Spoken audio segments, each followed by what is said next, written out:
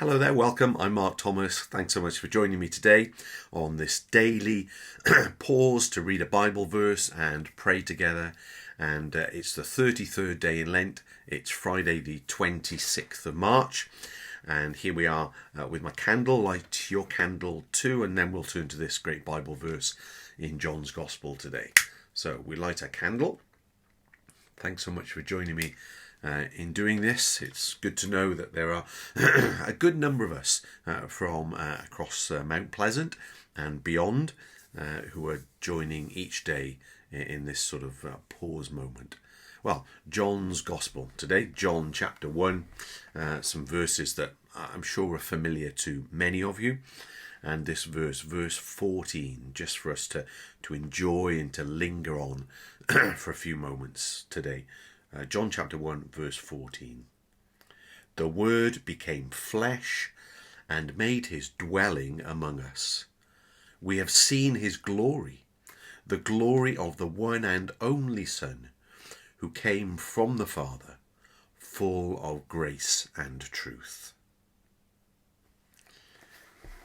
I told you that you'd be familiar with those words, didn't I? But don't let the familiarity diminish the impact of them. And there are so many aspects of it that I could dwell on today. But just in a sense, one of the lines and one of the concepts, this idea of grace. How many times have you spoken or prayed the words of the grace? Based on 2 Corinthians chapter 13, verse 14, it goes like this: May the grace of our Lord Jesus Christ. Yeah, you're familiar with it, aren't you? In Mount Pleasant, we say it quite often towards the end of our meetings. Grace. Grace is God's undeserved kindness. What we deserve is justice, judgment, separation.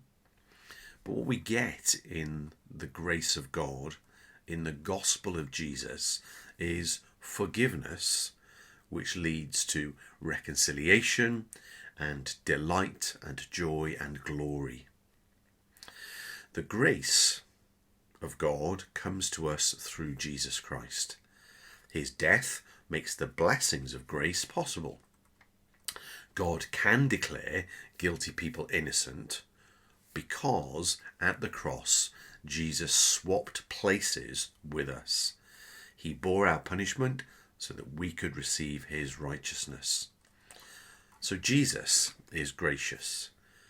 But not only gracious, this verse says he is full of grace. He's not gracious up to a point or only when it suits him, as so often we're inclined. Are we full of grace? Nowhere near. But he is full of grace. His grace took him from the heights of heaven to the depths of hell, and all to rescue sinners from separation from God. People who had turned their back on God, abused his love. There's a Puritan scholar who I think I might have mentioned before called Thomas Watson in the 17th century. And Thomas Watson wrote something that invites believers to consider the grace of Jesus Christ from a variety of different angles. The richness and the fullness of his grace for us. What we discover is music to our ears, honey in the mouth, and cordial for the heart. No, not my words, his words, Thomas Watson. And so we're going to use some of his words this morning. Less of a prayer, more of a meditation on the wonder of the grace of Christ. Why was Jesus Christ made flesh? The primary cause was to offer grace. See here in Jesus, as in a mirror, the infinite love of God the Father. When we had lost ourselves through sin, God in his riches of his grace sent forth his Son, born of a woman, to redeem us. And behold the infinite love of Christ, who was willing to condescend to take our flesh. What king would wear sackcloth over his cloth of gold? But Christ did not disdain to take our flesh. Oh no, this is the love of Christ. Had Christ not been made flesh, we would have been made a curse. Had he not become incarnate, we would have been incarcerated, forever imprisoned. Consider to whom Christ came. Was it to his friends? No. He came to sinful humanity, to those who had defaced his image, to those who had abused his love. Yet he came, resolving to conquer obstinacy with kindness. Consider in what manner he came. He came not with the majesty of a king attended by bodyguards. He came in poverty, not like the heir of heaven, but like one of an inferior descent. The place he was born was poor, not the royal city of Jerusalem, but Bethlehem, a poor, obscure place. He was born in an inn, we say.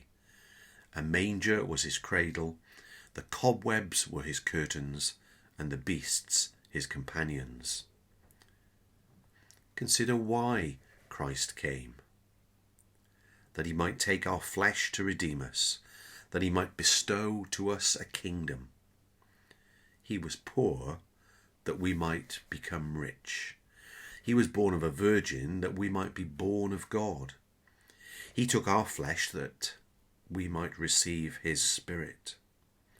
He came down from heaven that we might be brought to the heavenly place. And all for love. Unless our hearts are like rocks, this love of Christ should affect us, a love that surpasses knowledge. Jesus Christ has perfection in every grace. He is a storehouse of all heavenly treasure, the concentrated essence of good news. Indeed, the name of Christ is sweet to us, like music to the ear, like honey in the mouth, like a cordial for the heart. All praise be to Christ, full of grace. Thanks so much for joining me in this short time together today. Look forward to seeing you again tomorrow. In the meantime, do take care and God bless.